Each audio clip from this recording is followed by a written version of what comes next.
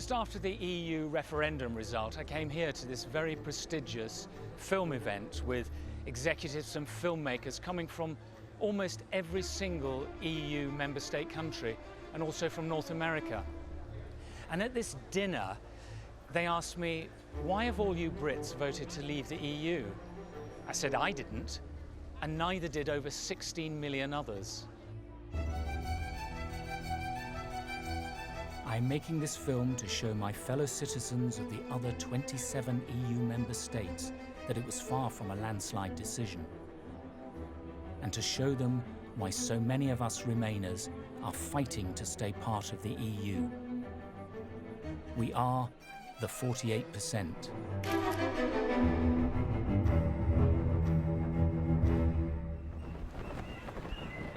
Since the result of the EU referendum on the 23rd of June 2016, there have been dozens of marches, large and small, not just here in London, but throughout the UK, as the persistent, unchallenged voice of Brexit drones on, day in, day out. We're here with a group of members of the European movement, all parties, basically advising Mrs May to think again. Brexit is ruining lives. We are stronger in Europe. We are better as part of a big community, supporting each other. We've got each other's backs, you know, cross borders, friendships, families, love. Brexit is wrecking lives. It's ripping people apart, and it's not worth it. And it's ruining our economy. Now, this is a real chance for the real will of the people to show the world how important the EU is for all of us here.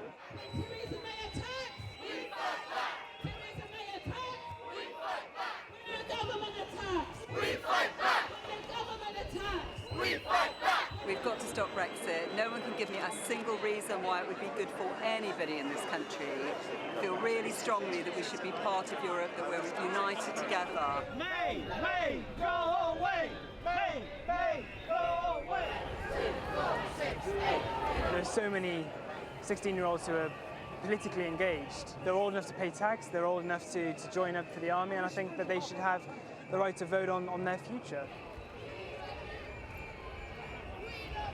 Peter, this is it. Has it been worth it? With this turnout, this is amazing. Some people have come from Spain, from France, from Gibraltar. People have come from all over the world for this. This is absolutely worth it. This is the start of our campaign to actually remain in the EU. I've spoken to a lot of people in the last couple of hours, and they said this is their first march. And I think this is changing the nature of this country, because actually now people are beginning to say, I can't take this anymore, and actually I have got a voice. Yeah. Actually what we're fighting for is about this generation, the next generation, and a generation beyond that. Are you proud to be European?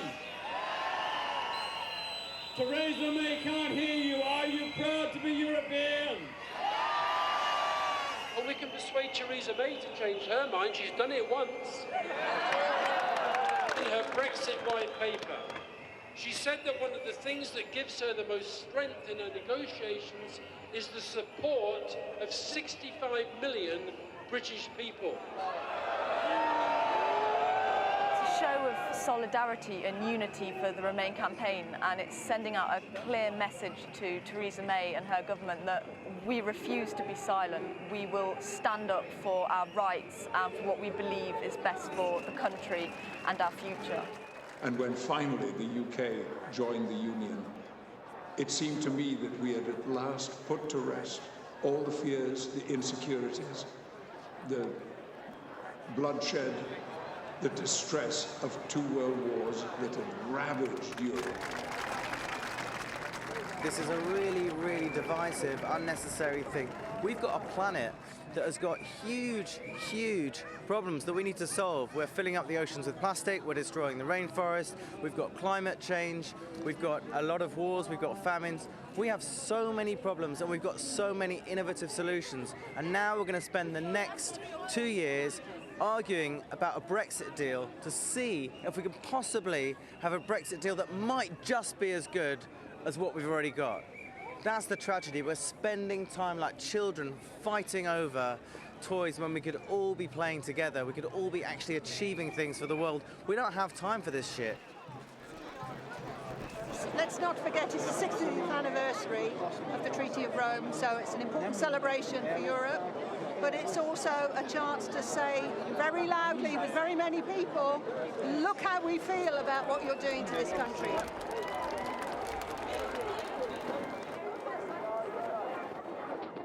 This is just the start.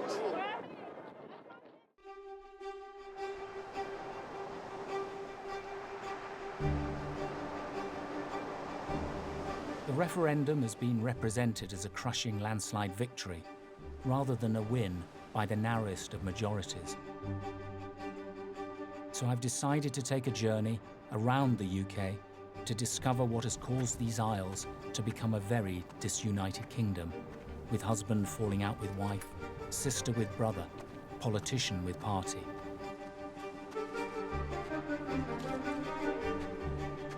I decided it was time to seek out the Remainer side of the argument. Okay, so what are we going to do? We're going to do an interview.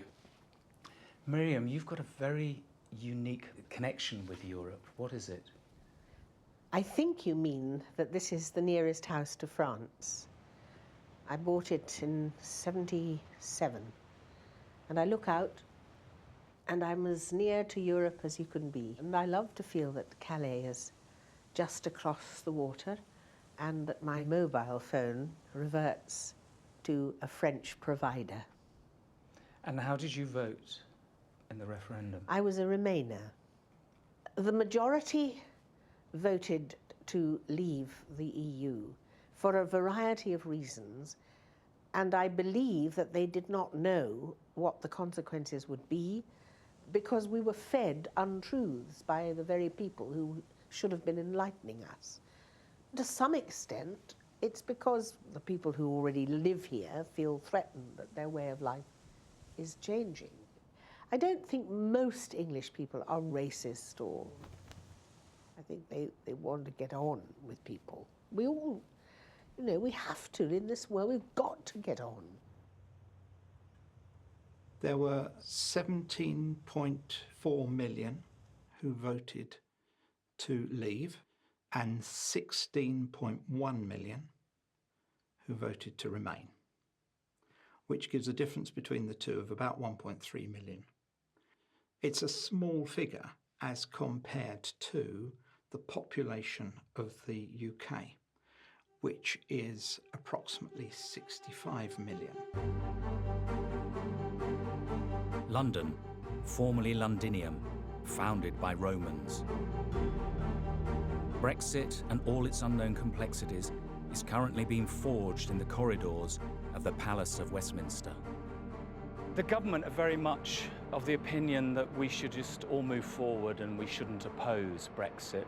I think that's not only a very one-eyed and self-serving interpretation of what was a very close-fought referendum.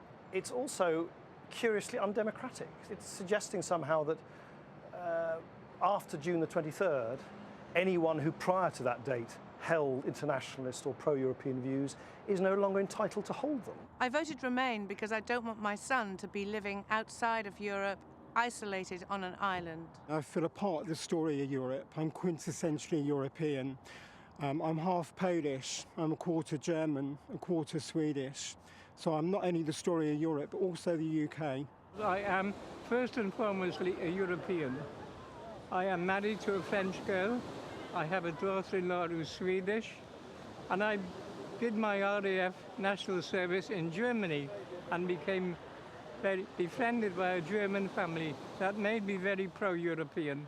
Because of the generation I'm in, we weren't actually given the opportunity to vote for Brexit. I'm 16 now, so I wasn't actually given that opportunity, and it's very unfair because I wanted to study within the EU and I know my friends did as well, and now because of Brexit we don't know if that's a possibility. 80% of women aged 18 to 24 voted to remain in the referendum in 2016. I was part of that camp.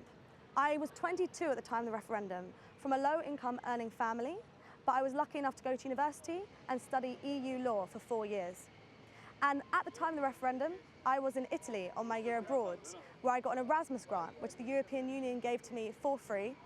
And when I heard that we were going to leave the European Union, I was devastated. The fact that young girls below the age of 18, the 15-year-olds, the 14-year-olds, will not get the same opportunities that I have had, that my mum has had, that my aunties have had, scares me. And that is the reason why I am campaigning to stop Brexit. The older voters tended to vote Leave, and the younger voters tended to vote for Remain. Quite significant difference between the two.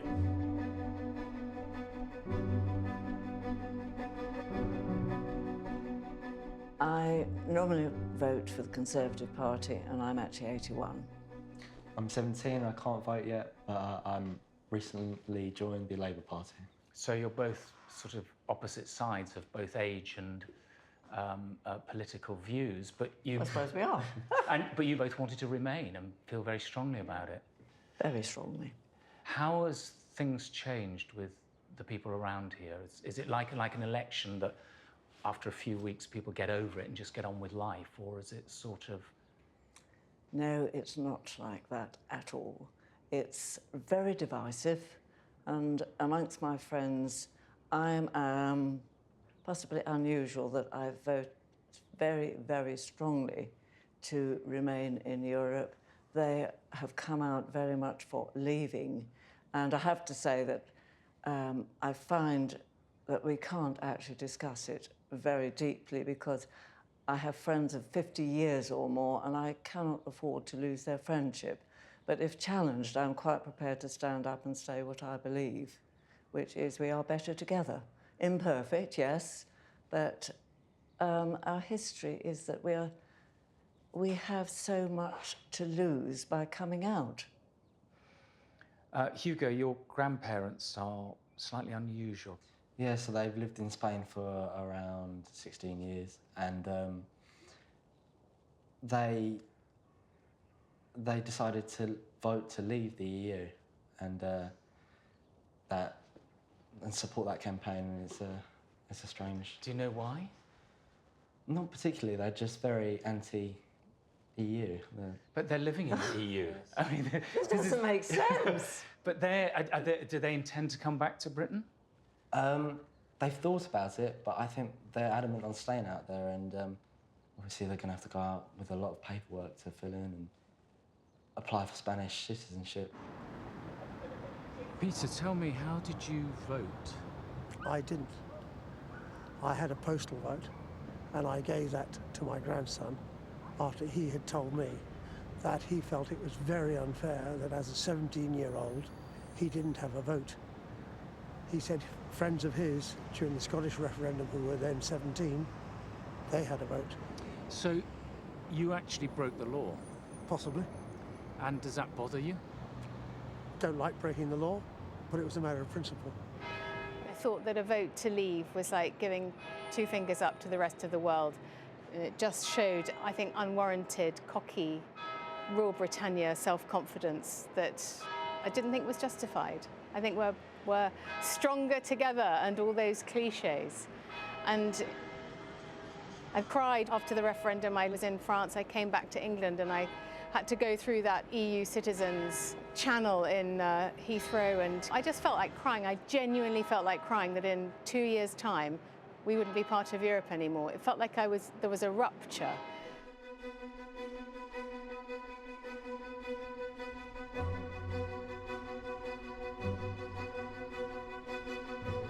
There are few issues in the last 100 years that have been so divisive. I've come to see Matt Kelly, a former Daily Mirror journalist who has founded the UK's newest national newspaper, The New European. There's no denying that there are two different positions, and this is the bizarre, surreal atmosphere that exists now, that we have our political leaders telling us that actually there is an acceptance, a unity around something where we're clearly divided. And my reading of it is that actually this referendum in many ways was the first opportunity for people to express anger at a failing of domestic politics. And it's just unfortunate that I think poor old EU got caught in the firing line, and people were angry, pissed off about lack of infrastructure, investment, lack of future, how they felt they'd been left behind by globalization, so perhaps a lack of communication about the benefits of globalization. And I think this angry outburst that happened on June the 23rd, 2016, had very little in reality to do with the European Union. It had a lot to do with the failure of politics here in the UK.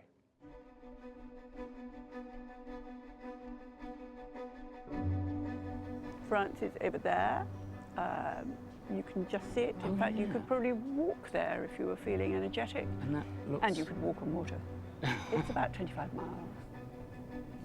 I've contacted many leading Conservative politicians to appear in this documentary, but the only one who has agreed is an old friend, Patience Wheatcroft. I'm wondering why more of them are not speaking out. And I cannot see why any government would be so adamant about a course of action with no knowledge of the circumstances in which it might take that course. I always assumed that you were a Eurosceptic against the EU. I was a Eurosceptic, and to a certain extent I'm still a Eurosceptic. It's a flawed organisation, but better in than out. Reform it, not leave it. That's where I stand now. I was surprised, though, when the referendum actually happened, quite how strongly I felt about it, and how devastated I felt when we as a country decided to come out. I have found the venom that the whole issue has brought out to be astonishing. And we first experienced it when we were campaigning for Remain, because both my husband and I became very clear that we wanted to remain in Europe. So we campaigned hard for Remain in Kent. And I've campaigned in lots of elections and actually been generally quite pleased by how pleasant people are. They might tell you you're completely mad. They wouldn't vote for your party in a million years, but they're polite and pleasant about it. Campaigning for Remain was completely different. People were foul. They swore, they spat, they were horrid. And it seemed as if it had just unleashed all the nastiness. The United Kingdom is made up of England and Wales, who voted Leave, and Scotland and Northern Ireland, who voted Remain. 2 countries versus 2 countries.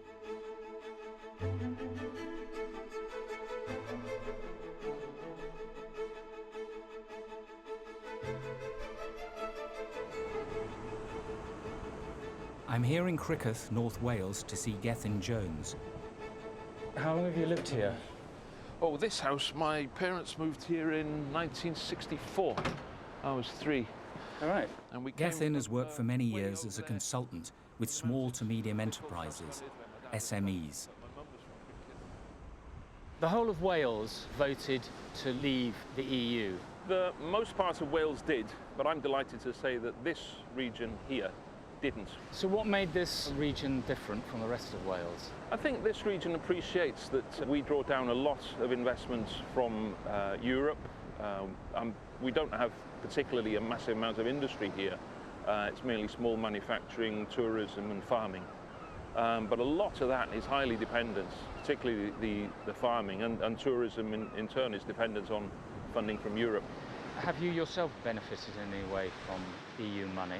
Well, I worked for a company, a small consultancy based outside of Bangor for a couple of years, and we worked with SMEs throughout Wales in all sorts of sectors.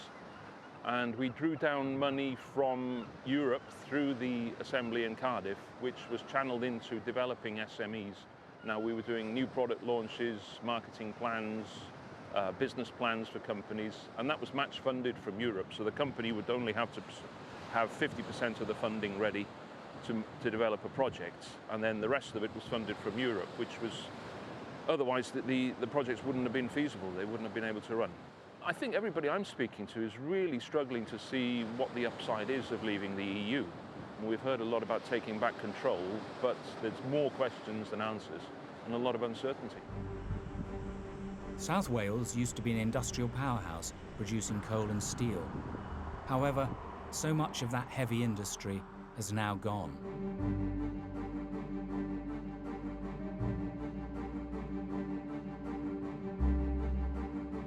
Stretching the length of the valley, this was once the site of the Ebervale Steelworks, one of the largest in Europe, employing 14,000 people. It closed in 2002. Pasty Turner, a trade union representative, still works in the diminishing Welsh steel industry. The Wales pays best part of 500 million into the EU. You know, to be a member of the EU, we pay 500 million. We get back just over 700 million. That equates to £80 per head in Wales that we get on top of what we're putting in. So if we come out of Europe, and one of the reasons why I am a Remainer, is we have to find that £80 from somewhere. And I don't believe the UK government's going to give it to us. I do not believe personally that the UK government would have put into Blaenau Gwent and other areas around the nation the same money the EU has put in, because they recognise that it needs to be generated. You know, we've lost hundreds, thousands of jobs over the years. It's an area that not a lot of employment has come into, and I think they recognise that things need to be done to try and encourage, one, employers, but also the youth. You know, the youth are our future, and I think things like the college here and the schools, where they do invest and try and encourage better learning, for want of a better word, then I think that can only bode well for the future. I personally sit on one side of politics, but I think you need the full breadth of politics, the full breadth of left to right, to get what is really a sustainable future for any country, any group of nations. And I think that's what the EU gives us. It's over £1 billion. You know, but it's been put in not just Ebervale, there's things in Tredegar, there's Abertillery, there's Blaenau. The whole of Blaenau Gwent has had money. You know, we've had new stations built along the railway line for people to be able to access work. And that's all been EU money? It's been EU money, yes. Do you think if the money that the UK had saved over all of those years from not being part of the EU, do you think they would have actually put that into this region? That's a simple answer for me, no. I think most people will tell you that we're the forgotten land. If it wasn't for the EU, I don't think we'd have what we got now.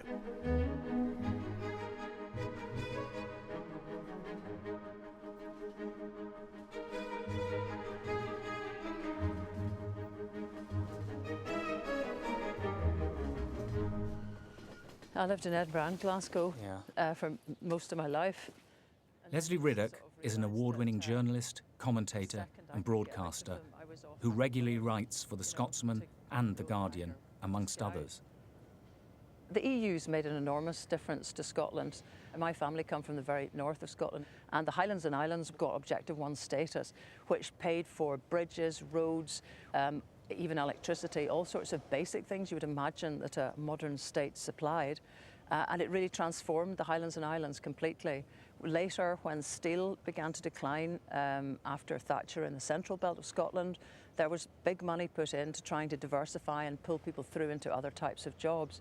There's so many projects, heavy infrastructure projects in Scotland, which were funded by EU money and still have those little blue stars on a plaque somewhere beside it. They may be faded, but they're not gone. And the memory of that support from Europe when it wasn't coming from Westminster is still key for a lot of folk. We've been a European state, and in a way that sometimes it feels England hasn't for a very long time. There's been historic links. I mean, we're standing here by the Tay. My own house has puntile roofs that came from Holland originally as ballast when coal went across in that direction. There's a living embodiment, really, of a lot of European ties in our ports here. That may seem like ancient history, but it's carried still.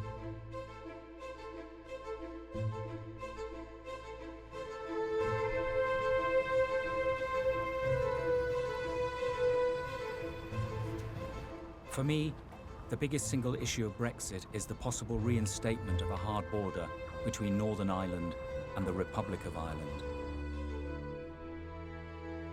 In the recent history of this island, between 1969 and 2001, there were over 10,000 bomb attacks during the Northern Irish conflict. It is significant that the special EU programmes body to oversee the Peace and Reconciliation Funds was deliberately located in Omagh. Because on this spot, on Omagh's High Street, on the 15th of August, 1998, a car bomb exploded, killing 29 people and injuring 220 others. This was 3 months after the Good Friday Agreement had been endorsed by the people of both the north and the south of Ireland in a referendum. It was the worst single bomb attack during the Troubles in terms of civilian lives lost. The Omagh bomb would be one of the very last atrocities that were brought to an end by the Belfast Agreement, now known as the Good Friday Agreement. The EU played a major part in this historic agreement, which effectively created a seamless border. The truth is, for me, if you had ever told me, if I'd even begun to imagine that Northern Ireland and the people there and the people in the Republic and the bombs in England would ever stop harming themselves in this ferocious war. We called it the Troubles, this euphemism like it was a minor thing. 3,200 people died. If you had ever said to me that in my life that will stop, I'd have just said that's not possible. And yet it was achieved. Now there cannot be going back to that a hard border implies and entails. They just cannot be.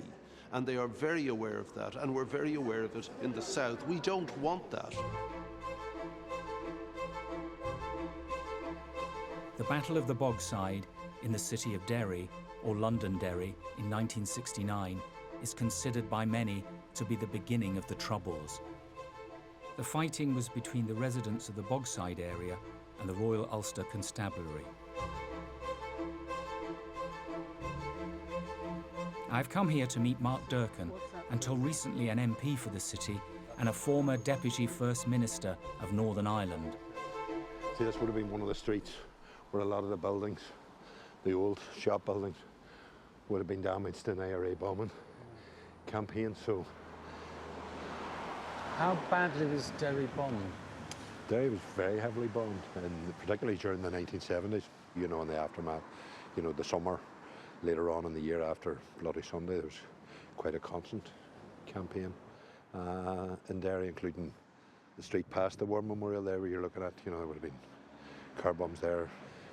Then that added to the sense of division in the city as well, you know, and that's where increasingly then the river became seen as, you know, marking a divide in the city, which is why things like the Peace Bridge are then very important, you know, because rather than people talking about, you know, the water side and the Derry side, the East Bank and the West Bank, that people will have a more joined up sense of the city in the future. That's what we need to get to, you know.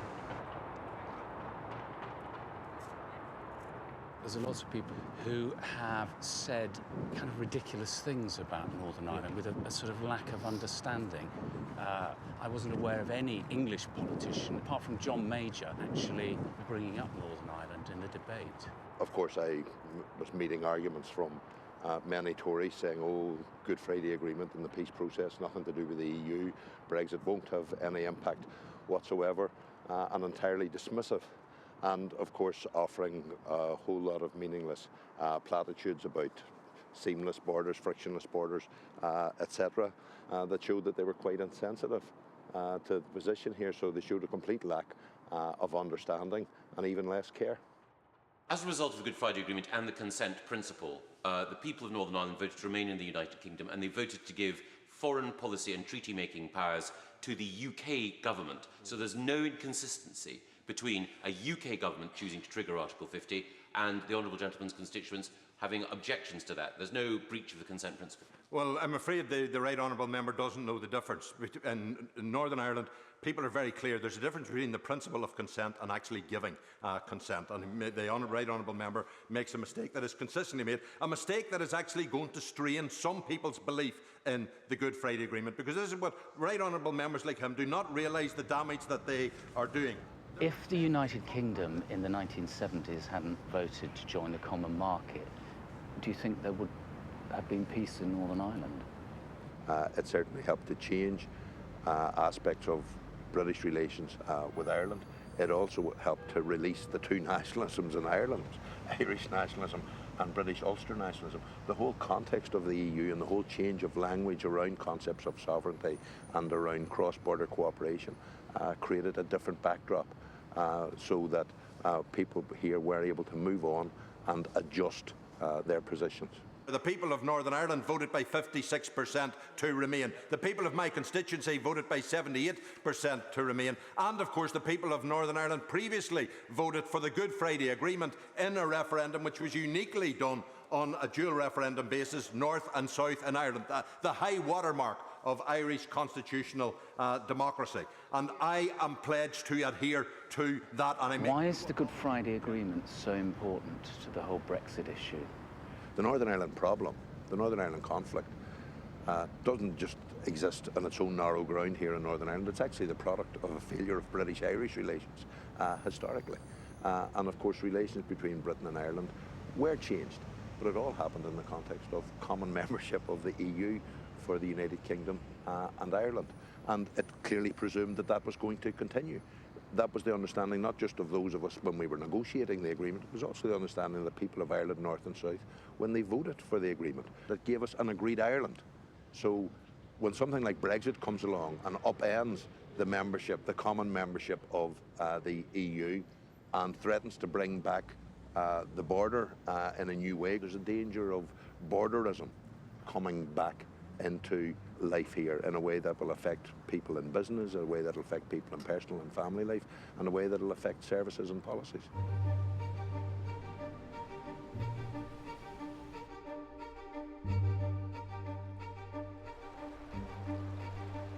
The Battle of Pettigo and Beleek in 1922 was the last significant military engagement between the Irish Republican Army and the British occupation forces in Ireland during the Irish War of Independence.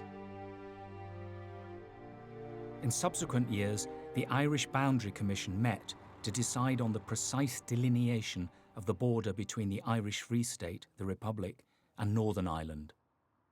This is the very picturesque village of Pettigo in Northern Ireland. And this is now Pettigo in the Republic of Ireland. So should Brexit happen, is there going to be a border here? Will I have to show a passport? This is the old customs post. Is it really going to be needed again? It's going to need a lick of paint.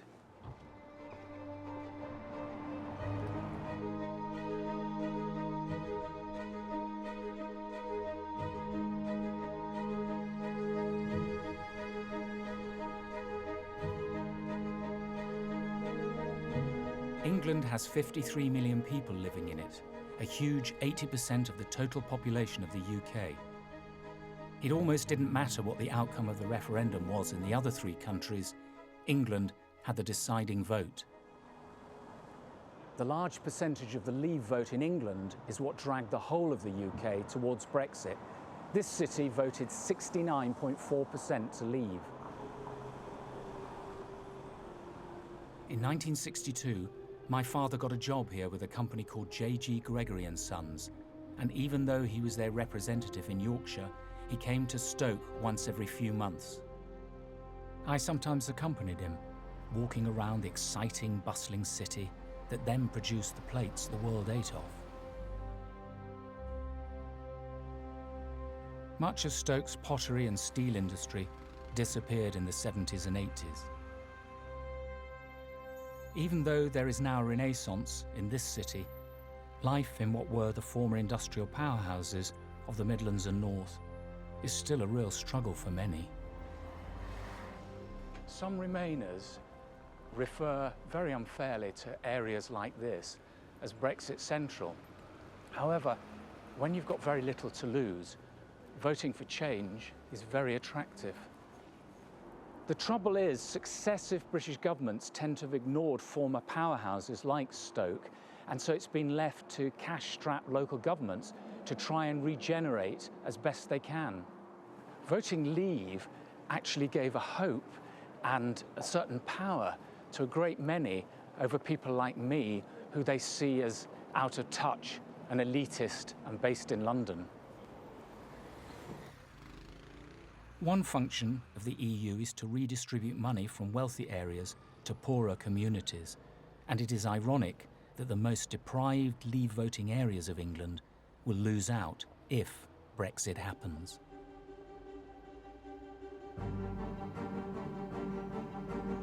The UK's net contribution to the EU in 2015 worked out at roughly £130 for each person. It sounds like a lot, but it's not. The net amount of £8.5 billion that Britain sent to the EU is a tiny percentage of overall government spending and is far less than the Brexiteers would have us believe. I voted to remain because I believe we should cooperate with our friends and neighbours across the sea, not compete with them, and I believe that borders should be meeting places, not barriers. Peter French was the first person to agree to be in this film. He was never political until the referendum vote and now organises Stop Brexit events. Hi guys. Oh, hello there. Hi. Okay, please come in. Come in. Peter was very keen that I speak to A.C. Grayling, a philosopher and author who has become a leading voice in the fight against Brexit. This is for the long haul. Yes, absolutely. You know, you think about the difficulties that the May government faces in trying to get us triggered Article 50 and then a deal done. It's not going to happen in 2 years. No. It's not going to happen in 3 years or 4 years. And by that time, there will be a big change of mood in the country and attitude as people understand more and more about what's happening. Anthony, we Remainers lost the vote. Why don't we just give up? I think you have to look very carefully at the circumstances of the referendum itself and do some arithmetic. Firstly, we all know that the referendum was meant only to be advisory. And indeed, if you go through Hansard and you look at the briefing information that was given to members of Parliament before debate on the referendum bill, you see that it was made quite clear that this was a consultative referendum. There was mention of having to have a supermajority, something like 60% or more maybe, if there was going to be any question of it being mandating. This was in documents that MPs saw before they debated the bill. When the referendum result came out, we saw that there was a 72% turnout, there was a 51.9% vote to leave. You crank the numbers and you see that's 37% of the total electorate. Remembering, by the way, that the electorate was artificially restricted.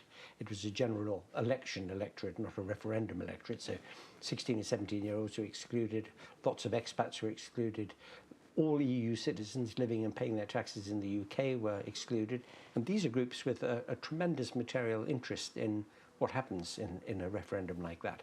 So actually, the referendum gives no political legitimacy to the idea of leaving. And yet the Brexit group in government, in the Conservative Party, grabbed the result, a very, very small majority, in these very questionable circumstances, and have treated it as mandating and have run with it, mainly in the hope, I think, of getting the UK out of the EU before anybody can wake up and have a proper look at the circumstances.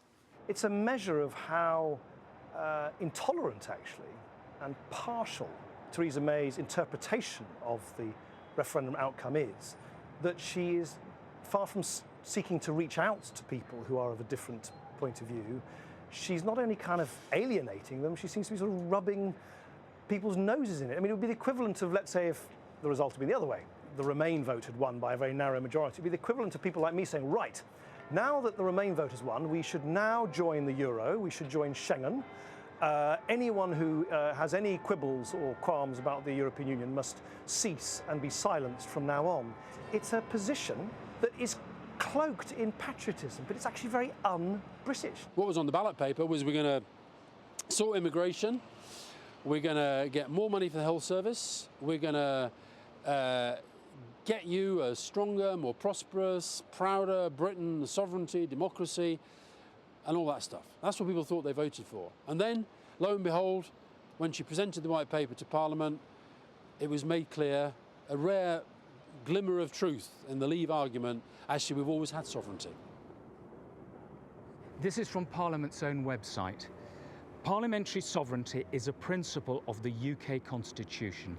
It makes Parliament the supreme legal authority in the UK, which can create or end any law. Generally, the courts cannot overrule its legislation, and no Parliament can pass laws that future Parliaments cannot change. Parliamentary sovereignty is the most important part of the UK Constitution. Now, when the UK joined the EU, some of that sovereignty was shared. but none of it was lost. In England, sovereignty became this very important issue with a lot of people, particularly with the Brexiteers. Was sovereignty important here in Northern Ireland? Well, obviously, it's a sensitive topic in Northern Ireland because people have very different senses of where they want to see sovereignty. And that's the beauty of the Good Friday Agreement. It gave us an agreed Ireland, despite the fact that there's a deep difference here where some people believe that Northern Ireland should be in the United Kingdom and they want sovereignty in that context. Others of us believe that Northern Ireland should be in a united Ireland and we want to see sovereignty in that context. And that's the thing that many of the Brexiteers do not understand. They ignore the fact that the constitutional settlement here is underpinned and informed by the Good Friday Agreement, not by their limited notions and pretensions around British parliamentary sovereignty. The Scots know about shared sovereignty because we're already doing it. We're sharing sovereignty with Westminster, and any mature democracy these days understands that independence means being able to decide with whom you share sovereignty and when and under which conditions. The idea of splendid isolation is peculiar to one place, and it's England. The government tried to sidestep the sovereignty of Parliament and trigger Article 50 to leave the EU without a vote in the House of Commons. A few Remainers challenged the legality of the government's decision not to let MPs debate the issue in the House of Commons at the UK Supreme Court. 2/3 of MPs voted against Brexit. The reasons why we should stay in Europe remain as strong now as they were at the general election. Parliament must vote on whether the government can start the Brexit process if the Supreme Court has ruled. The judgment means Theresa May cannot begin talks with the EU until MPs and peers give them backing. One of the people who brought the case against the government was Paul Cartwright from Gibraltar. Well done, well done. You must be really pleased. It's very important, especially for Gibraltarian, that we managed to get this judgment in our favour, and I think it's also important for every UK national and every EU national working in the UK and in Gibraltar, and hopefully it will, as I said before, put some sense into many of the MPs. I would obviously love to halt Brexit at whatever cost, but at least this is a step forward. Northern Ireland campaigner Raymond McCord was also involved in the action because of his concerns that Brexit will undermine the Good Friday Agreement's provision for justice for the victims of the Troubles. I'm from a unionist community, not from a Republican community. In Northern Ireland, 56% of people voted to remain within the EU. The biggest party in Northern Ireland is the Democratic Unionist Party, led by Arlene Foster. They don't agree with the will of the people.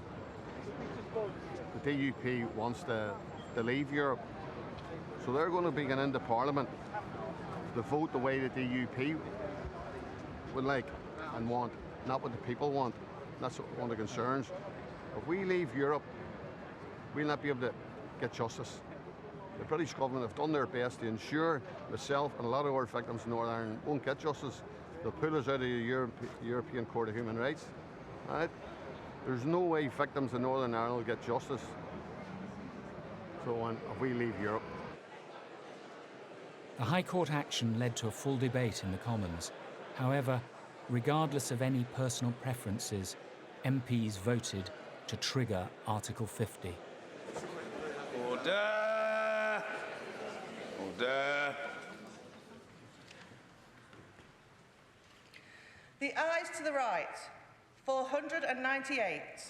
The noes to the left, 114.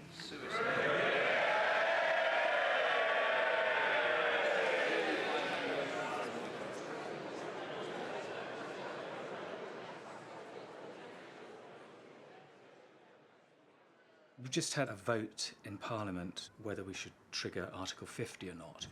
And there were MPs there who were opposed to leaving the EU and wanted to remain. Why did they vote with the government? because we have the party whipping system. And what happened in the vote on Article 50 was, as you say, so many MPs said, this is a disaster, we shouldn't be doing it, we should be staying in the EU, but I'm going to vote to trigger Article 50. Now, how can that be right? It should have been a free vote in which MPs voted their judgment. In my own view, it's perfectly justified that an executive can get its own MPs to vote for a manifesto promise. But this wasn't a manifesto promise. This is something where they should have had a free and independent vote. And while these current arrangements exist, where whips can coerce members of their own party to vote a certain way, we have a parliament which is just, home for lobby fodder, which is all it is. A majority of people in the Lords were Remainers, and a majority of the Conservative Party in the Lords were Remainers. And I was astonished when so few of them were prepared to stick by what I believe to be their principles. And in the Commons too, people have been very, very nervous of stepping out. And one can understand it to a certain extent in the Commons because there's political patronage at play and people who are in there want to build careers, they want to be promoted. And so I could understand that the wrath of the whips carries more weight there. But in the Lords, really, there isn't a great deal to lose, and we're there to do what we think is right. So I have been really depressed by how few people have been prepared to speak out. Fantastic that Lord Heseltine actually came in and spoke and voted when he judged it to be really important. And full marks to Ken Clarke, who is a hero. I personally shall be voting with my conscience content in this vote. And when we see what unfolds hereafter as we leave the European Union, I hope the consciences of other members of Parliament remain equally content. On the 29th of March 2017, a letter from Theresa May was delivered to Donald Tusk, the President of the European Council, triggering Article 50, the mechanism for Britain to leave the European Union. The Article 50 process is now underway, and in accordance with the wishes of the British people, the United Kingdom is leaving the European Union. This is an historic moment from which there can be no turning back. What is special about today is that Theresa May has triggered Article 50. So therefore, I think some people feel very sad about that. We've decided to have a Mad Hatter's Tea Party because we do actually think it's quite mad. We are not going anywhere, Theresa May. We are not going anywhere until Brexit is stopped, and Brexit can and will be stopped. So I decided that quite a good place to be would be here at Richmond Terrace opposite Downing Street.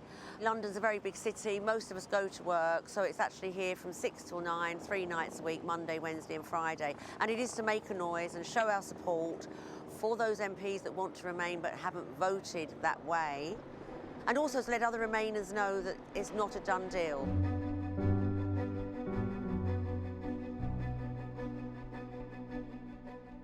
So, just to be clear, has the government undertaken any impact assessments on the implications of leaving the EU for different sectors of the Not in sectors. I think economy? There's no sort of systematic impact assessment. So the answer to the question is no. Yeah. So the government hasn't undertaken any impact assessments on the implications for leaving the EU for different sectors of the British economy.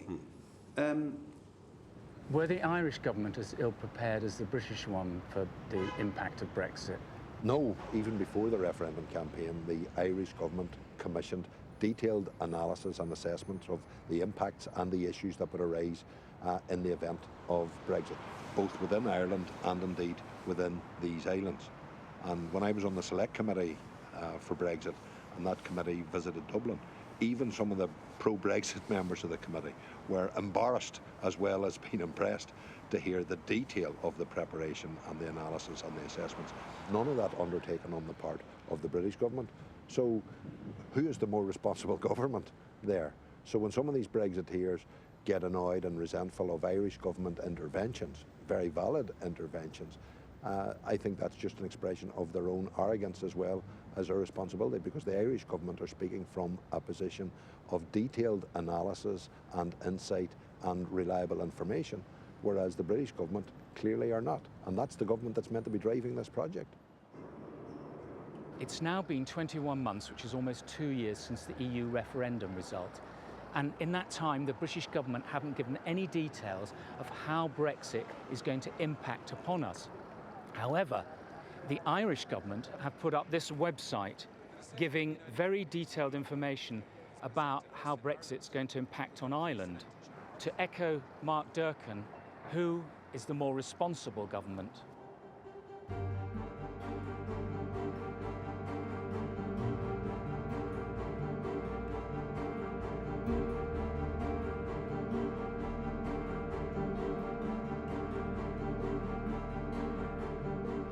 I think that the Brexiters are as surprised as anybody else about the huge number of hurdles that have to be jumped for a Brexit to take place.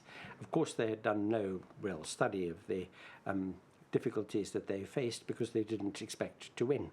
And they had no plan, and they offered no plan. I mean, it's the most astonishing thing that people were asked to vote on this without any idea at all, let alone a clear idea of what the consequences would be if there was a leave vote.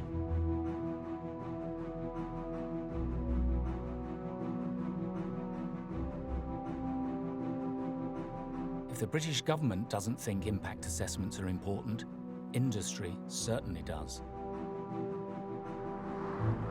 Hello. Thank you very much. Nice to see you.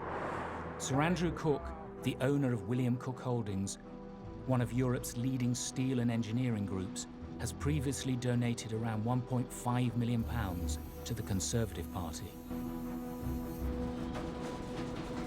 The uncertainty in Europe has actually made the position significantly worse. At the time, I took the decision to merge and invest extremely heavily, and it must not be forgotten that I've also invested extremely heavily in my Leeds factory, which makes railway equipment almost exclusively for customers within the single market in mainland Europe. At the time I took these decisions, we were still in the EU. This was pre-referendum. There was no question of leaving. It was never thought, myself included, that this country would vote to leave. On balance, I felt this was something that I had to do. Otherwise, I would have faced closing both factories.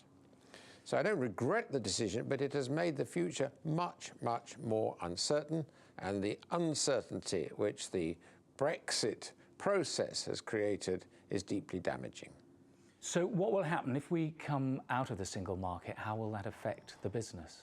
There's nothing to stop the French and the Germans putting up special barriers to stop my products getting into France and Germany, should they wish. Whilst we're in the single market, they can't do that.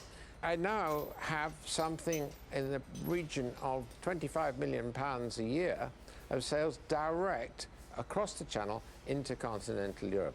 But my products can be easily excluded from France and Germany, just as they are today excluded from, for example, Japan. It's impossible for me to sell anything into Japan because of tariff protection. So you see absolutely no advantage in coming out of the single market at all for any business? None. I can see no advantage in not being in the single market.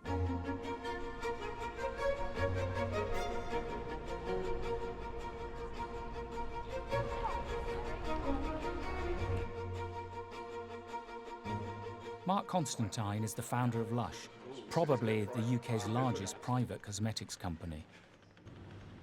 Anything that increases the number of borders in an area makes doing business in that area harder. There's been endless papers on it showing over and over and over again that borders do not benefit trade.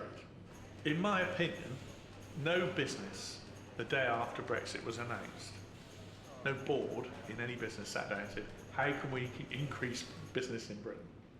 Everybody was discussing what on earth they were going to do with this mess. What happened once Brexit was announced was that we speeded up having a German factory, which is what we were planning anyway, and we moved 10% of our total exports to the German factory, and they supplied Germany and some of the more northern European parts. And then we plan to move another 10% of our total exports from Britain, which is France and the other parts, and they'll be supplied from that German factory.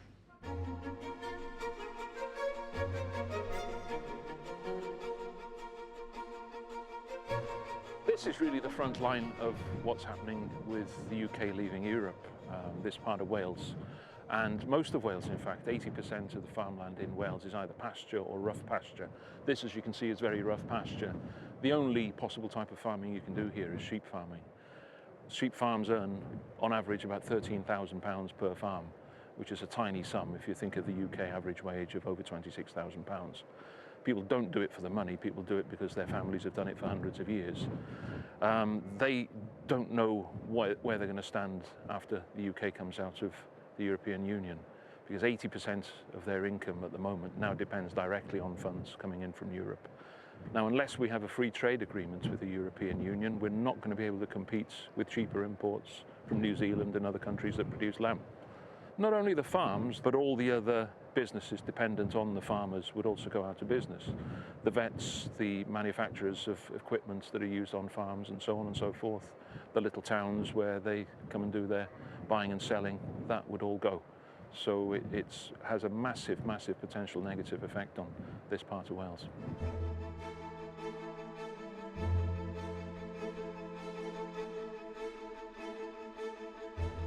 Catherine Bearder is the Liberal Democrat MEP for South East England.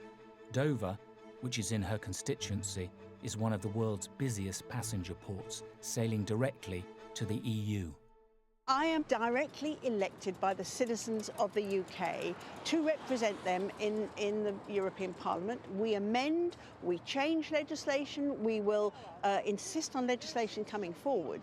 And by having a voice sitting there making the rules, we are actively involved. If we're outside but have to comply with the regulations, we lose that vote, we lose that voice, we have no input into the rules and regulations. And yet, if we want to import into the European Union, which of course so many of our businesses do, we will have to comply with those regulations.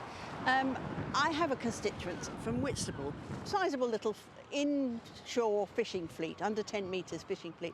And I said to them, look, where do you take your fish? Because there's no market in town. And thinking he would say up the Thames to Billingsgate.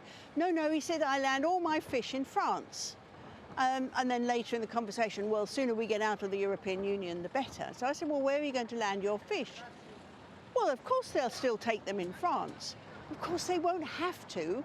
And the more fish he lands in France, the lower the price for the French fishermen. He can't go fish anywhere else other than where he is. So where he's going to sell his fish is the real problem. And they blame the fishing quotas on the European Union, whereas in fact all the fishing quotas are set by our own fisheries ministers here.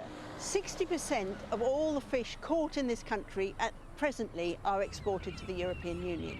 Now, if there's customs tariffs or even a few hours delay at places like this, then we're going to have fish going rotten. I own an international recruitment agency called Aim Hire Global, of which at least 60% of our business is within the EU, trading in EU countries. And following the seeming collapse in the negotiations for Brexit, I've decided to mitigate that risk by moving the whole business to Ireland and stay within the jurisdiction of the EU, which means I will not be investing any more money in the UK, I won't be taking on any British-based staff, and any tax I pay on my profits will go to the Irish Exchequer and not the UK Exchequer. I was a senior civil servant for 10 years, and a lot of the stuff that Europe runs on was designed by us. And we're going to lose the ability to be leaders. We'll be pit players. We in this House should be able to exercise independent judgment, and I believe we have a duty to do so in this historical decision.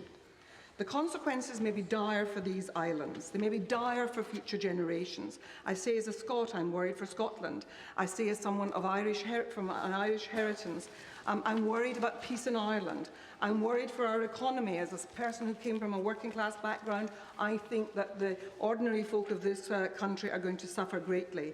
I'm worried for the vast array of good law that has come from this alliance, and I say that as a lawyer and as the chair of the EU Committee on Justice. The truth is that the law that comes from Europe, we've had a hand in creating, and in fact a lot of it we've actually insisted upon, and it's about creating very good and decent standards which affect the quality of our life here in Britain. And people all talk about this terrible law, and I say to them, give me an example of it, and they always have problems about describing what it is. It's usually about, they're making us have different kinds of sausages and they want us to have straight bananas. And I just want to tell people that actually a hell of a lot of fantastic law is about being part of a community in which law in the end is very important to making our lives better. And we won't have it when we're trading with China, I'm telling you. We have consumer protections across Europe, which is about making sure that the stuff that we buy is of a high standard. And so much of this law is incredibly important to the quality of life that we have. A lot of it involves reciprocity, because, for example, if I were married to an Italian and he ran off and wouldn't pay maintenance to our children, I can get a court order in the courts here in Britain, and it will be made effective in Italy, distraining on his wages or making sure that he pays. That order works on a reciprocal arrangement for us with the justice system in another country. There are ways in which we have harmonised law to make sure that we get protections across Europe. This is not bad stuff, this is good stuff. And so, of course, what's been said is, well, we'll bring all this law into Britain and we'll keep all the good stuff and only get rid of the bad stuff. Well, in fact, ultimately, there has to be, if you trade across borders, there has to be a court that can decide when there's conflict, because sometimes there are. And so this notion that we're not going to have anything to do with international courts, if you want to trade in the world, you are going to end up having to have some court to deal with potential conflicts. So we're really deluding our people to imagine that this is all going to be brought internally into Britain. But we also want to have international standards. And across Europe, we've created that over many years. And what I feel so sad about is that we're tearing up this page.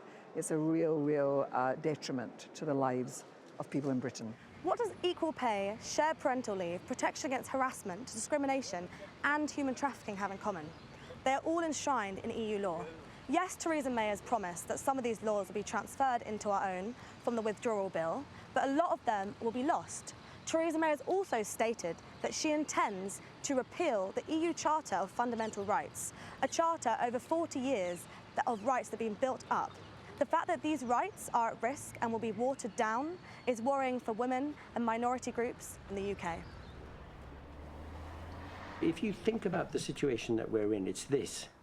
Over 40 years, all the European partners, the UK included, have been knitting together, stitching together a very, very elaborate and close fabric of economic and legal arrangements. And in order to separate the UK out of its EU arrangements, over 20,800 laws and regulations which have now been incorporated into UK law. It's like an operation, a surgical operation to detach two brains from one another. Everything that I look at is a downside. We will be poorer, we will be weaker, we will lose our place on the world stage.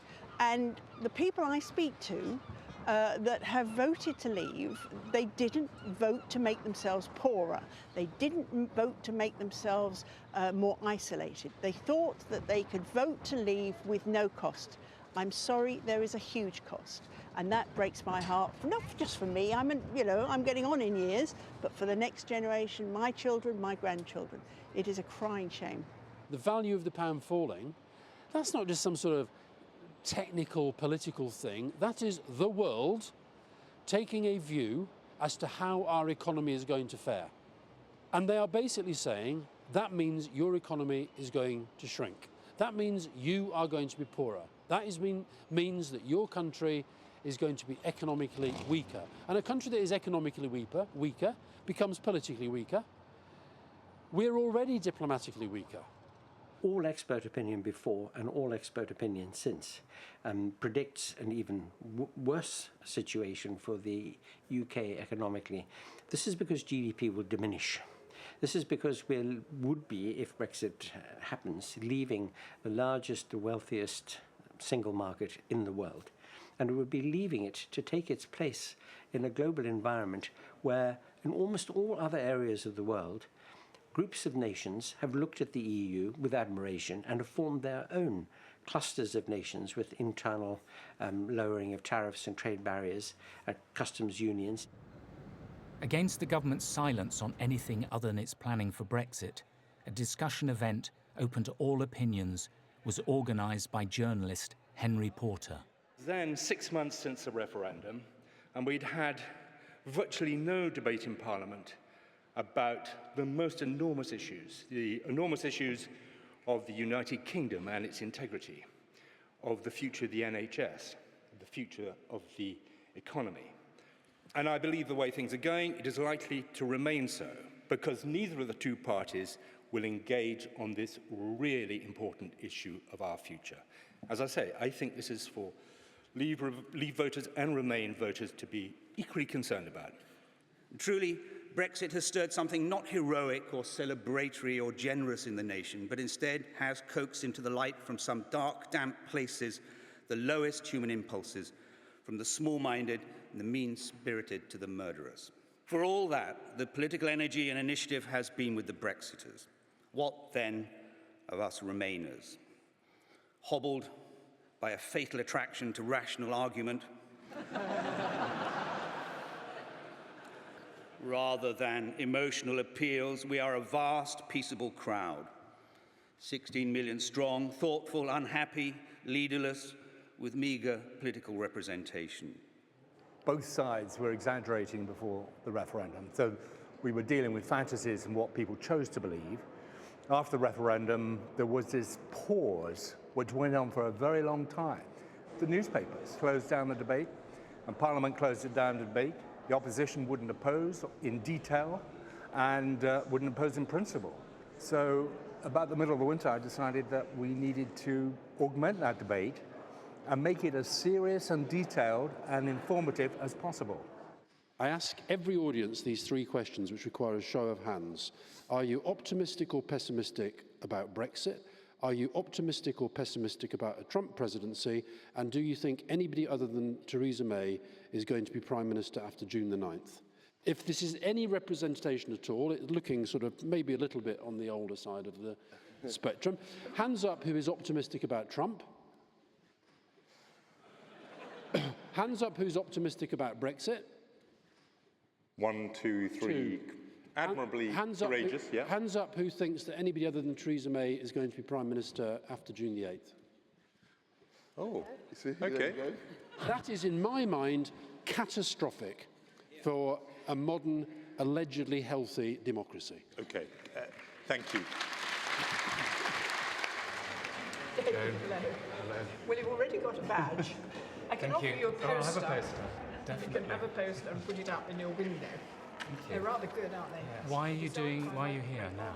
You have to start somewhere, and this is quite clearly what the organisers of this convention felt. What do we do? What can we do in the face of considerable abuse from leavers who keep telling us to shut up shop and go away?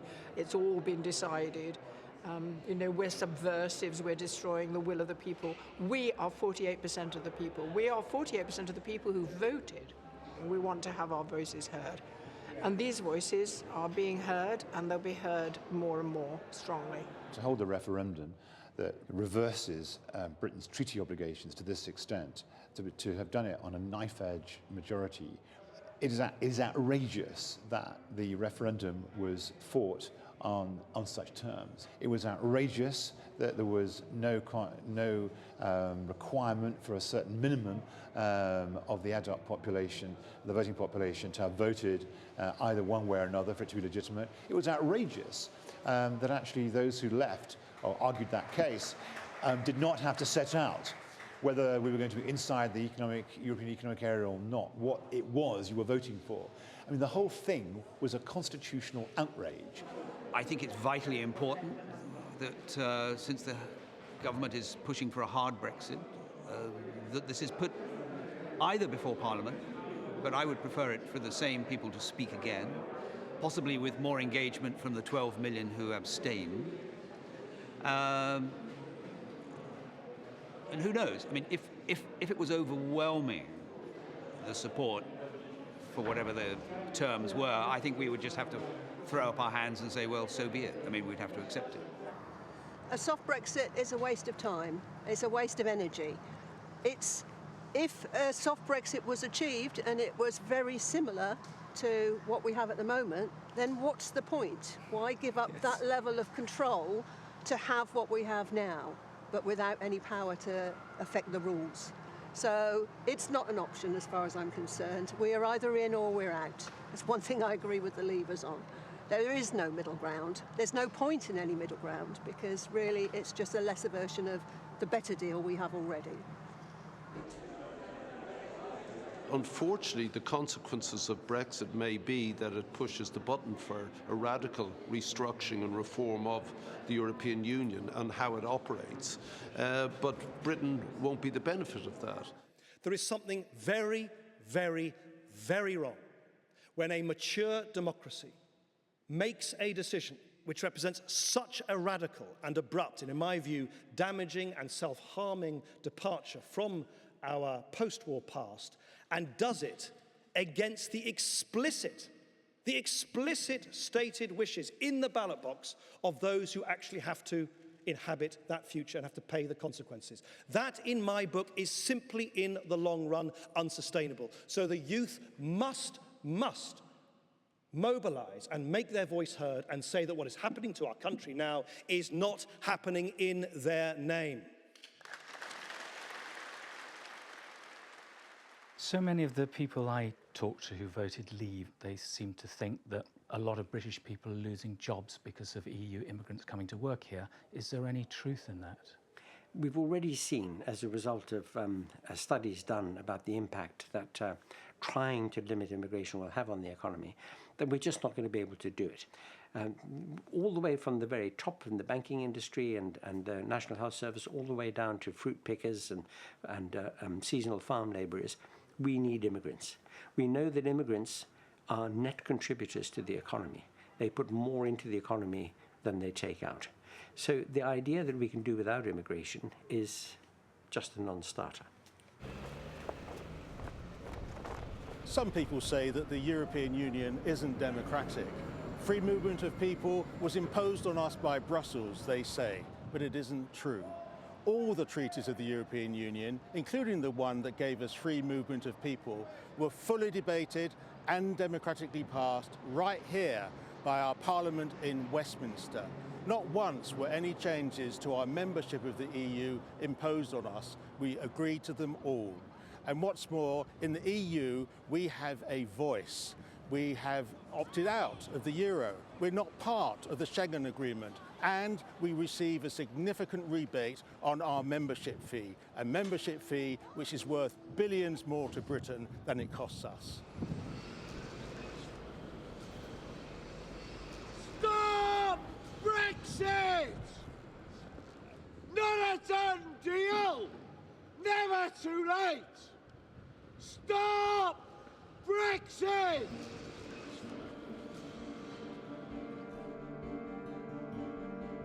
It is estimated that there are 3.7 million people from the EU currently living in the UK, and 1.2 million people from the UK living in the EU.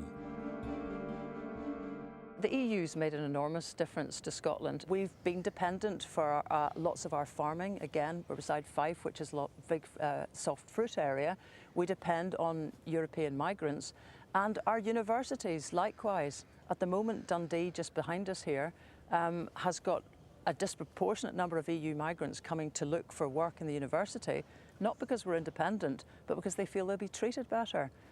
Now, this is always a dodgy one, but the Scots know that we have to be welcoming.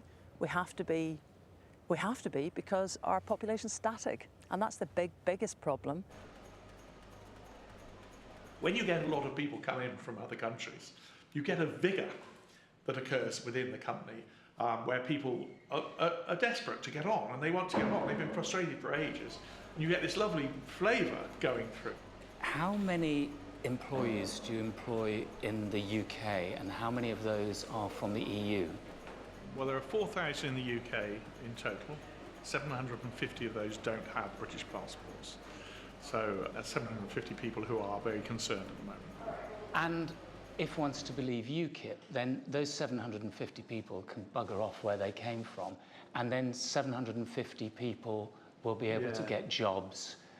British people, is that true? No. When we contact our local employment offices, they tell us they have no one suitable for our work.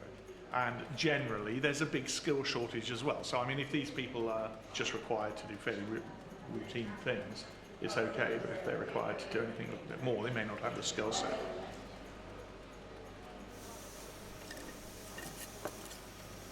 Everybody is in the same boat, really.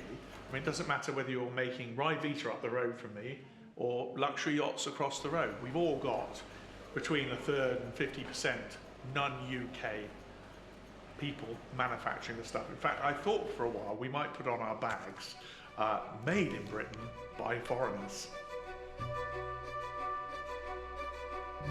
Since the Romans invaded Britain in 55 BC, our country has seen immigration throughout almost every century.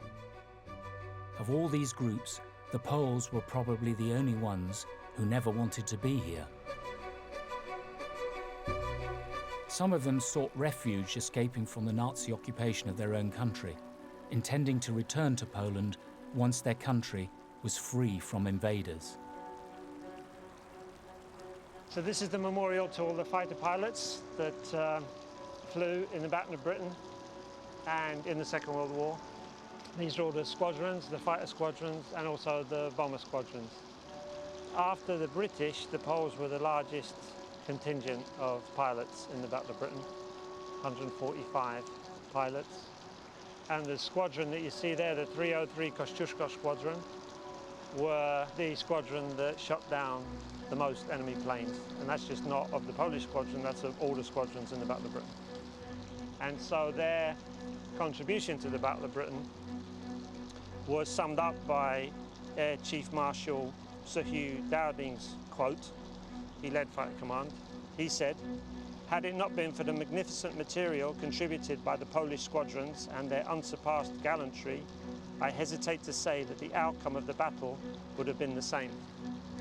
And in 1996, the Queen said, "If Poland had not stood with us in those dark days, the candle of freedom might have been snuffed out." When the Germans and the Soviets invaded Poland in 1939, the Polish government escaped and set up in London.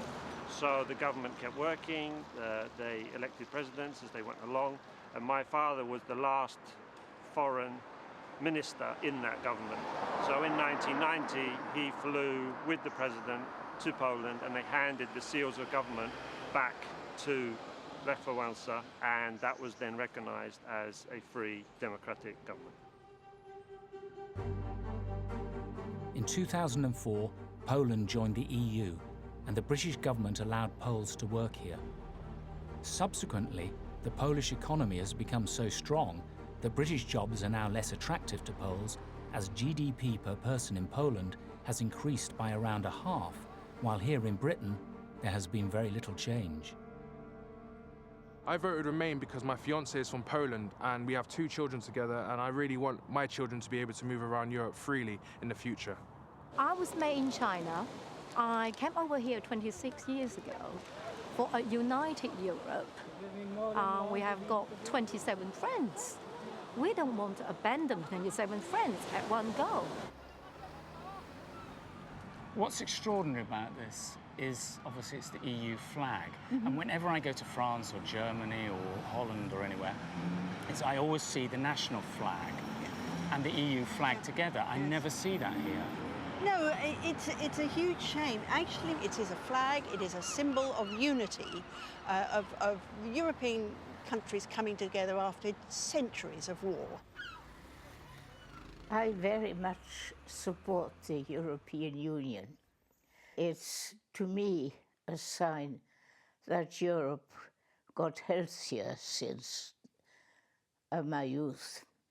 Germany was a Nazi state, and I didn't have much of a place in Germany because I was declared an undesirable Jew. I had my German citizenship taken away from me, which was a very traumatic moment in my life. I was 15 years old, and it meant that I had no nationality anymore. And many of your family did die, didn't they? Oh, yes. In fact, every Jewish family had some people who died. What was your reaction when you found out that the country had voted to leave the EU? The Germany of today is completely different from that of the past. Completely different. And there's an Article 116 in the German Constitution, the German Basic Law, which offers people who've had their German citizenship taken away and all of their descendants, the right to have their citizenship restored. So almost immediately, I went online with my daughter and we booked appointments to get German passports at the German consulate in London. A record number of Britons became German citizens in 2016, as 2,865 were granted German passports, a 361% increase on previous years, the highest ever registered. I remember the founding of what is now the EU, which was the iron and steel market. I remember my father crying when the EU was in prospect. My father cried with relief that there would never be slaughter in Europe again. We shouldn't forget that. We must never forget that. And unless you keep ideals at the forefront of your life, you'll make the wrong decisions. And that's what's happened. Because I think it changes the destiny of Britain and it changes the destiny of Europe. And that means it changes the destiny of the world. What bigger issue could there be? This sort of this rise of English nationalism, which is in effect what Brexit is about, has set in train the possible breakup of the United Kingdom, as well as many other things. And I'm fearful that the European Union, for all its faults, for all the reforms that are vital, is June the 23rd was the pulling of the loose thread on the EU cardigan and its subsequent unravelling.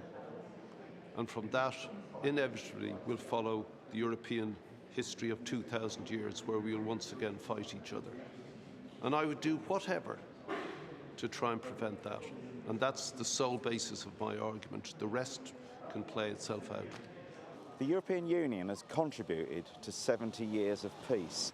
One of the functions of the EU and human rights law in general is to protect people from their own governments. If you look back to the origins of the EU, it was a response to the worst actions in history by governments against their people.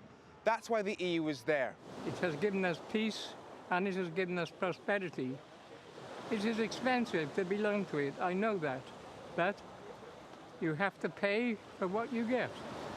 And I believe we've got a very good deal. I lived in the UK for 17 years. During this time as a rower, I represented Team GB at international masters regattas, and we have won races.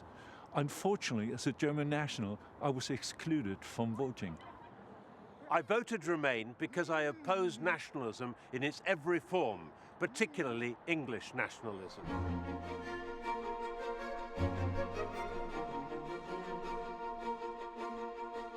So when did your father actually get conscripted or get called up? In the very last year, and it was fortunate with him because, it was obvious we were winning the war, that he was only ever stationed in the UK. Your father was born in 1927 and my father was born the very same year and he was conscripted to fight in the very last few months, and our grandfathers fought in the First World War. So they fought on opposite sides, and I find it remarkable that we have moved on such a long way from there, and now here we are talking to each other. This has been achieved within the EU and by the EU. I studied in Germany, studied medicine in Germany, and I'm a German citizen, and I came over in 1996 doing further training in hospitals, and then became a GP. So I've worked here 22 years now, and I've paid my taxes, have contributed to the NHS in a major way, I feel, and saved lives, improved lives of many people, and yet I could not vote in the European referendum.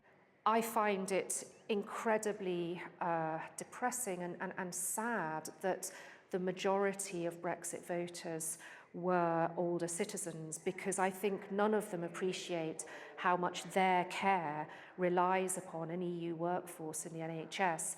Not only the NHS in social care in Britain, so care homes and carers who are helping the elderly in their own homes, a vast number of those people come from the EU, and they're quitting already. We don't have enough of these staff as it is, and Brexit is going to undermine our capacity to deliver health and social care even more than it is already. In the first 12 months, about 10,000 EU workers left the NHS. That included approximately 3,800 nurses and 1,800 doctors. And how do you feel personally? Will you stay? I am myself uncertain, and it will depend very much on the outcome of whether the uncertainty lifts, and then I will make an informed decision. I think what many voters in the referendum appear to have believed about Brexit and the NHS is a very powerful example of how debased and how far from the facts that debate actually was.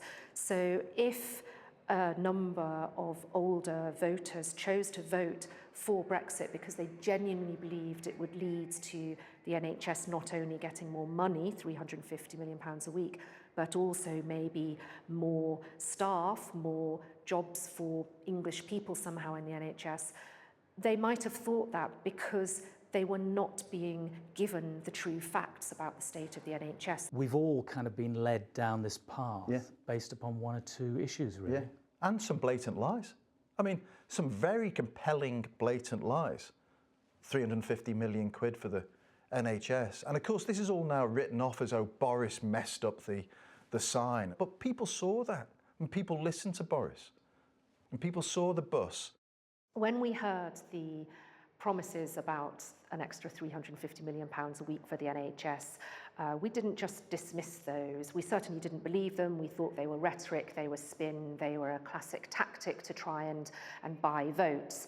None of us really believed that Boris Johnson and co were going to give that money to the health service. We saw it for what it was spin, it was rhetoric. But when you have newspapers that are putting that promise on their front pages and pretending that Brexit is somehow going to be a good thing, a saviour for the NHS, you as an ordinary member of staff don't have very much power to resist that. If people say or imply very clearly that there's going to be a massive benefit to the NHS, which is crumbling and on its knees, and what we should all be worrying about fixing right now instead of this messy divorce from Europe. If people are told that that's going to improve the NHS, that should be delivered on. The fact that post the event, politicians now say, well, there were lies on both sides. Actually, it never quite said that. And Theresa May shrugs. I mean, when she was interviewed by Andrew Neil on the BBC, and he said to her, what about the money for the NHS? And she pulled her face. She sort of, it's not good enough. It's not good enough. Theresa May called a snap election in June 2017 with the intention of increasing her government's majority and thus giving her a mandate for a hard Brexit. My Labour candidate is Ruth Cadbury. She's a Remainer and voted against triggering Article 50 as an MP. She was elected in 2015 with a majority of just 465 votes. This constituency is on the Conservatives' hit list of the top 5 seats to capture if their hard Brexit is to become a reality. I've just voted Labour as I did in 2015, but the question I ask myself is, if Ruth Cadbury had supported Leave, would I have voted for her?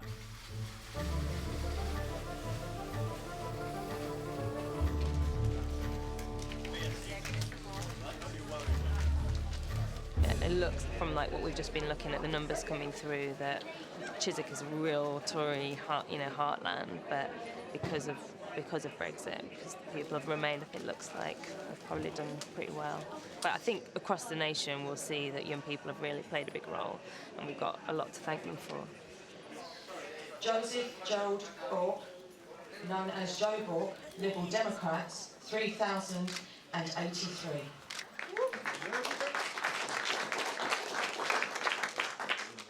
Ruth Margaret Cadbury, Labour Party, 35,000. Of course, I'm over the moon because my candidates won, and I think that the 12,000 majority is because of Brexit. For many, Brexit was a big issue. When there was a two-headed debate about 3 weeks ago in Chiswick between myself and a Conservative candidate, she was supporting Theresa May, hard Brexit. I not only was supporting Remain last year, but I voted against triggering Article 50. And the Tory activists in that meeting were cheering me and were muttering and were not happy about their candidate. Far from securing the landslide victory she'd hoped for, Theresa May's Conservative Party lost 13 seats, and she was only able to form a government through a heavily criticised alliance with Northern Ireland's 10-seat Democratic Unionist Party.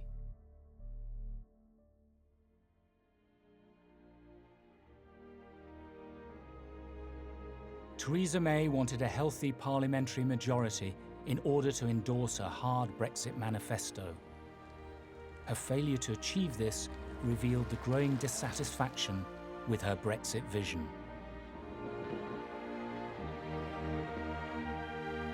This sceptred isle, this blessed plot, this earth, this realm, this England. Often when people from other countries are discussing the United Kingdom, they refer to England rather than the UK. Ironically, the Brexit obsession with strengthening sovereignty could actually be the very mechanism that brings about the UK's breakup.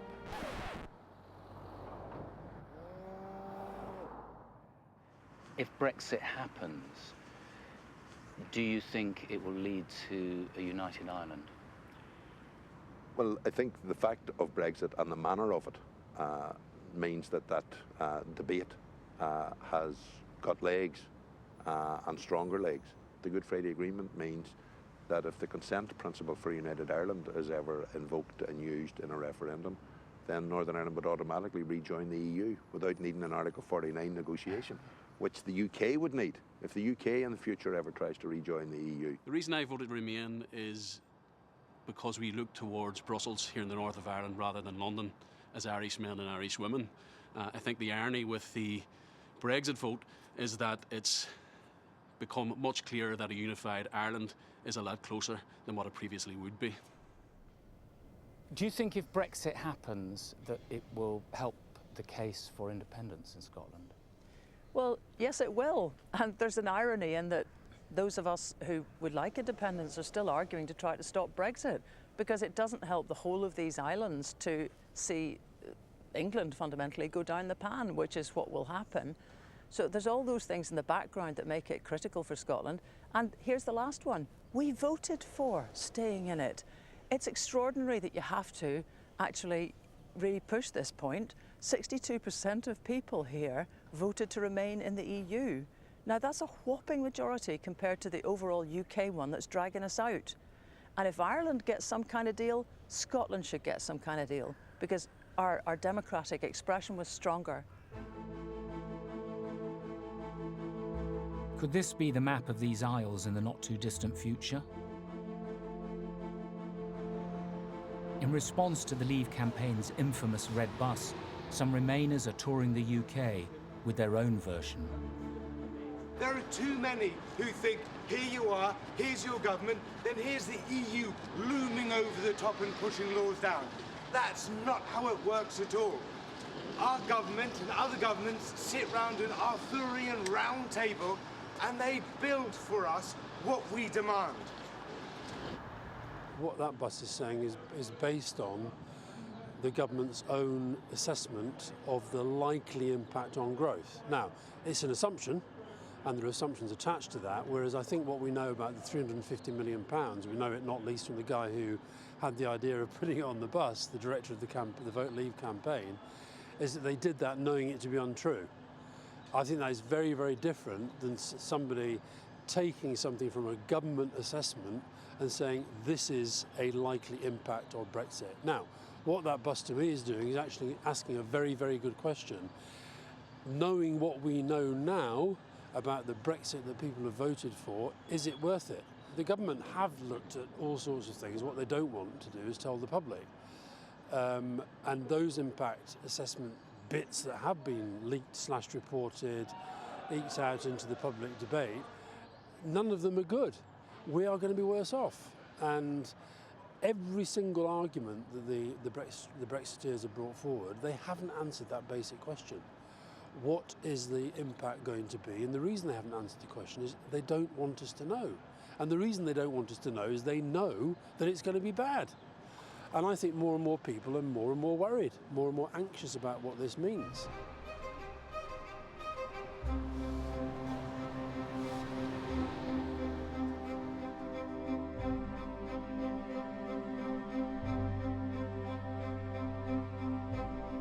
Manchester, a former Roman settlement, was the world's first big industrialised city. So much of what was pioneered here created the modern world.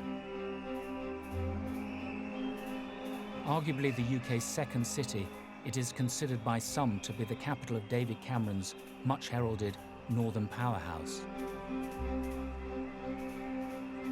I'm a citizen of the USA, of the United Kingdom, and of the EU, and I can handle all three. I can. I am Remain. I am Remain for my father. I am Remain for my husband and our families and the good, privileged, welcoming life I found here, and I thank you all for that. I am Remain to fight for the high ideal of Europe. Remain for making the EU fit to be a multi-ethnic organization in this changing world. Remain!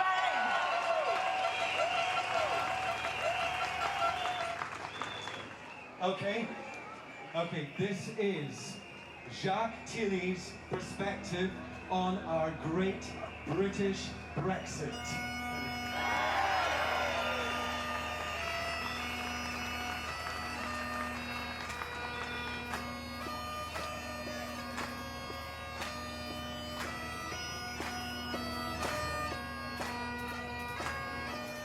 In addition to being British, in addition to being English or Scots or Welsh or Northern Irish, we are all of us Europeans and want to stay so. Thank you. What we've got to do is to stop the destruction, the damage that Theresa May's Brexit is going to produce. Undermining this great relationship we've had with Europe that's helped to stop war and conflict for the best part of 70 years.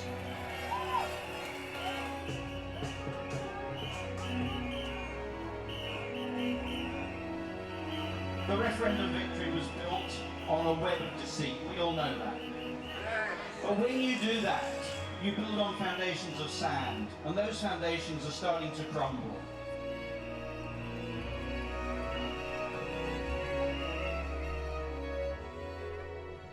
Because we've got to keep talking sense so that eventually those people start to see sense and understand Brexit is a catastrophe.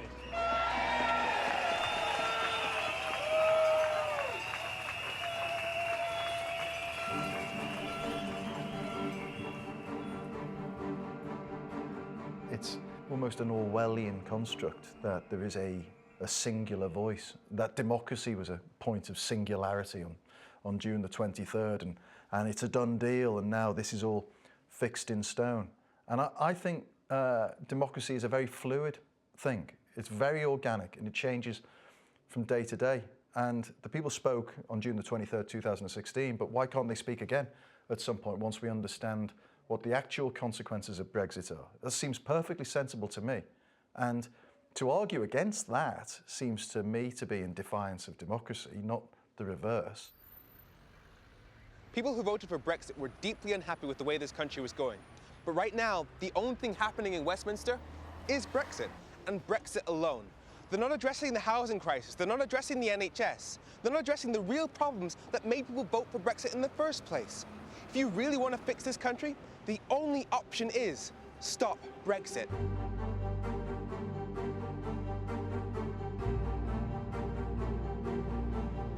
Since the election, Vince Cable has become the leader of the Liberal Democrat Party, which has always been committed to the EU, and is advocating a second referendum. Well, at the moment there is no majority in the House of Commons or indeed in the country, for having a referendum at the end of the process. But it isn't just the Liberal Democrats who are arguing for it. The Scottish Government, the Mayor of London, I think growing numbers of individuals within the Conservative Party and the Labour Party are beginning to see that this may be the only way out. So British politics is very volatile. The whole Brexit process is becoming chaotic.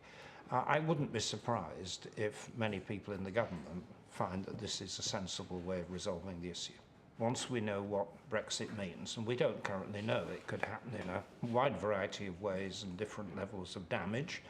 But once we know the outcome of the negotiations, the British public should then be offered a choice. Do you want to press ahead with what the government has secured or not secured, or do you want an exit from Brexit? It isn't a second referendum in the sense of rerunning the last one. Second thoughts usually are better than first thoughts, particularly if it's informed by reality and facts. So when people know that a lot of the easy expectations and casual promises that they were given during the referendum campaign aren't going to be available, then of course people in their own interest and for common well-being should be able to think again. Yes, of course it can be stopped. The referendum was an advisory vote, which a very compliant Commons decided to take as absolute mandation. They of course have been so subjugated by the government for so long. It's news when they're allowed to even have a vote on it. Our own House of Commons having a vote is actually seen as something quite extraordinary, such as the fiat of government and not our elected representatives. So if they ever woke up, yes, of course, they could look at what's being offered and decide that it's neither what people necessarily voted for, nor wise. And actually that's why we have a parliament. And if I'm sold a house, I'm buying a house, and the owner tells me everything's tickety-boo, and then I get a survey done and I discover that it's sitting on a sinkhole, then I want an opportunity to rip the contract up. And I've got one in British law. I don't finalise, don't complete. I can change my mind. And it strikes me that that should be the case now with Brexit. If people were lied to, and they were, if the circumstances change to the point where Britain can understand that the consequences are broadly negative, if not catastrophic, then they should have the opportunity to change their minds. Brexit absolutely can be stopped, because no parliament can force through a treaty that it knows will harm the country. So the only thing they can do to wash their hands of it is pass it back to the people. It can only be stopped in the end, of course, if the British people say that they no longer want it. And that's why I think we should never tire in reminding people that arch Brexiteers, leading Brexit thinkers like John Redwood and campaigners like David Davis, were the first to advocate a two-step process in which the British people are put in charge both at the beginning and at the end of the process, once they know what the final content, the substance of Brexit really entails. Democracy is a process, not a moment in time. And so you have to persuade people to change their minds, and that goes from the very, very top. You have to persuade Theresa May to change her mind. And we know she can do that because she voted Remain and now she's Leave. She said she wasn't going to have an election and then she had one. And as a result of that election, she's massively weakened and we can make her change her mind again. And then likewise with the people, either those who didn't vote or those who voted leave, we have to persuade them to change their minds as well. And that can be done by facing them up to the reality of what's happening, not the false promises that were made, but the reality of what is now going to happen to Britain. So that is the way we turn this around. During the 18 months that I've been making this film, I've been looking for a building in England that had the Union flag and the EU flag side by side. On the day before our last day of filming, I finally spotted not one, but two, on Hammersmith Town Hall in London.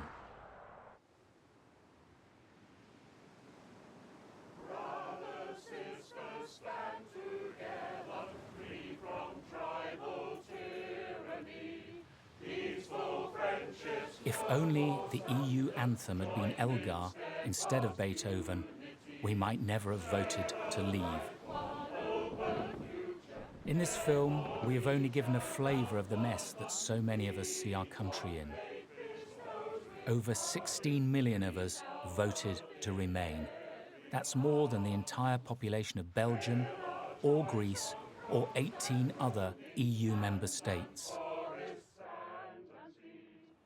Every day in the UK, 2,000 people, mainly elderly, die. And just over 2,000 people a day celebrate their 18th birthday. In the EU referendum, 60% of all 18 to 24-year-olds voted, and 70% of those voted Remain. Therefore, if nobody else changes their mind, then by the summer of 2020, the majority will become Remain. If Brexit happens, then I believe that one day the UK will want to rejoin the EU and trigger an Article 49. And on that day, we hope that all of you, the citizens of the European Union, will remember us, the 48%.